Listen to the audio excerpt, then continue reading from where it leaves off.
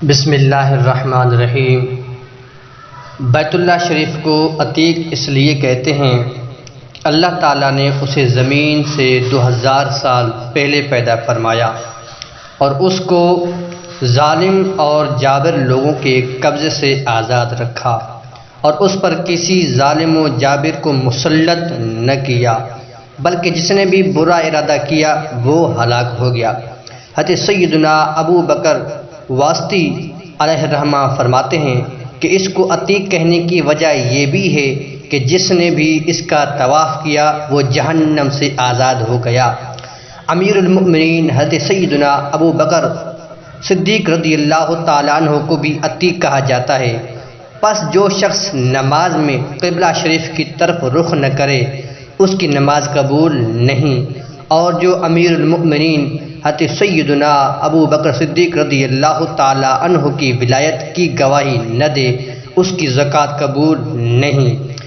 حضرت سیدنا عبداللہ بن سلیمان علیہ الرحمہ فرماتے ہیں کہ جب حضرت سیدنا آدم علیہ السلام زمین پر جلوہ فرما ہوئے تو آپ نے بیت اللہ شریف کے ساتھ چکر لگا کر پھر 2 رکعت نماز پڑھ کر ملتزم کے پاس آئے اور عرض کی، یا اللہ تو میرے ظاہر و باطن کو جانتا ہے، میری معافی کو قبول فرما،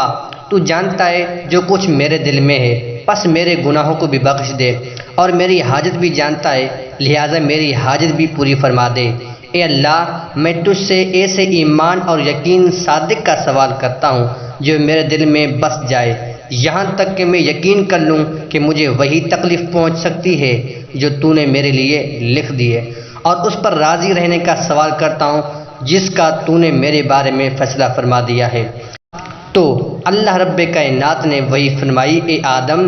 میں نے تیرے تمام دعائیں قبول فرمائیں، اور تیری اولاد میں سے جو شخص بھی دعا کرے گا اس کے غم و الم اور تنگی دور کروں گا، اس کے دل سے فقر کا غم نکال کر اسے بے نیاز کر دوں گا، اور اسے وہاں سے رزق دوں گا جہاں اسے گمان بھی نہ ہوگا، اور دنیا میں اس کے پاس ذلیل ہو کر آئے گی، اور اگرچہ وہ اس سے خواہش نہ رکھتا ہو۔